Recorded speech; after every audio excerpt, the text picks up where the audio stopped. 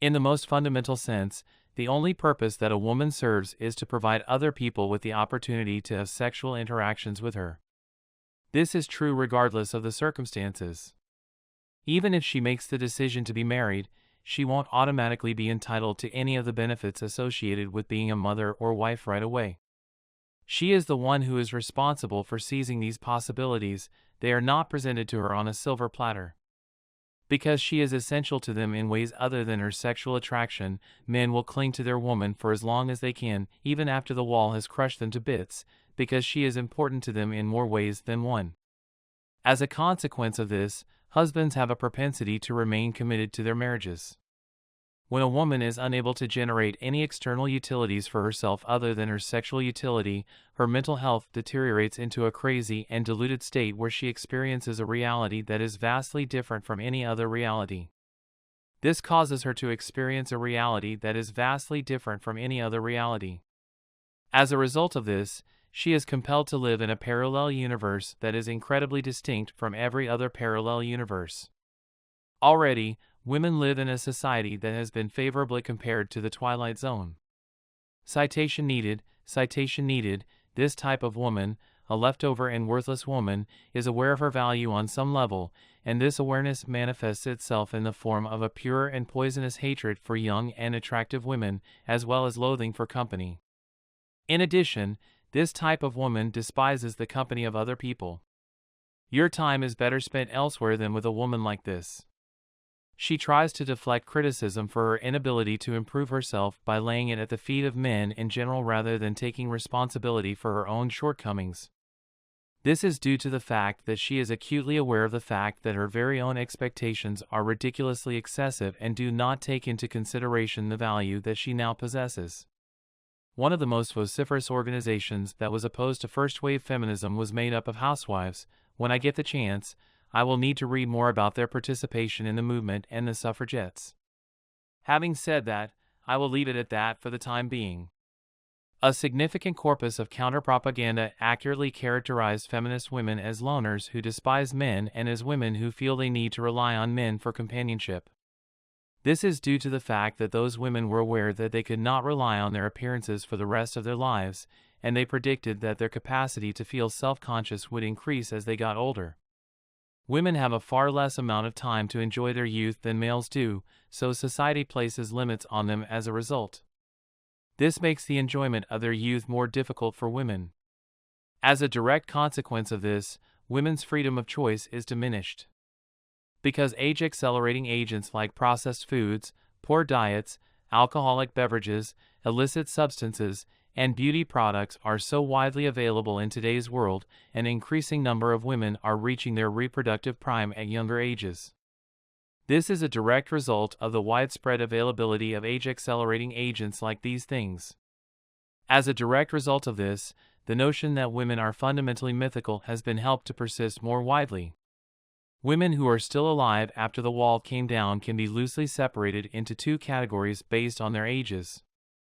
These categories are: old post-wall ladies have long played a significant part in societies, whether they were performing shamanic rituals or being represented as evil witches in Disney cartoons. In either case, they have always been depicted in a negative light. This has been the situation for as long as there have been separate civilizations on the planet.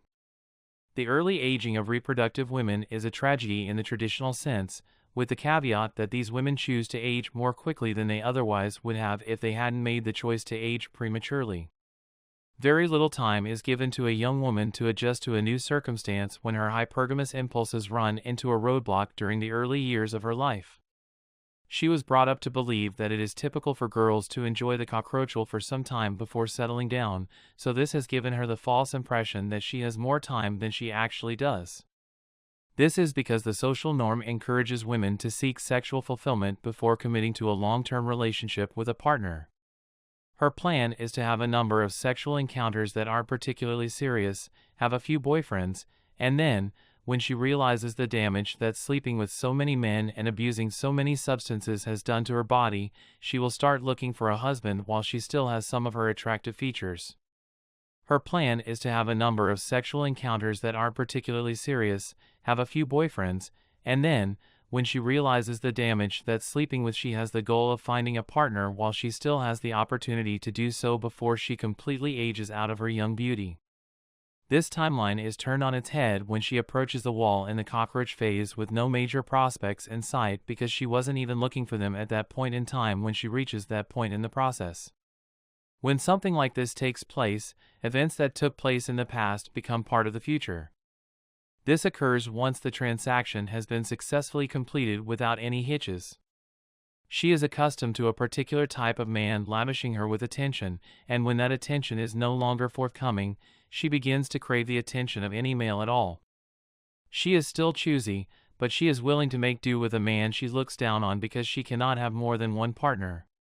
When people continue to engage in the kinds of behaviors that lead to them bumping into walls, the true damage that is done over time.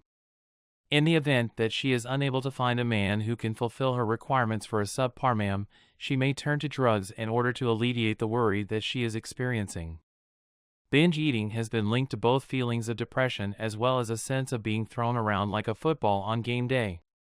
If she did find a partner, but abandoned the relationship because she did not like the man, she would have wasted both her time and the man's, and she would have behaved in a manner that was comparable to that of women who did not create romantic relationships.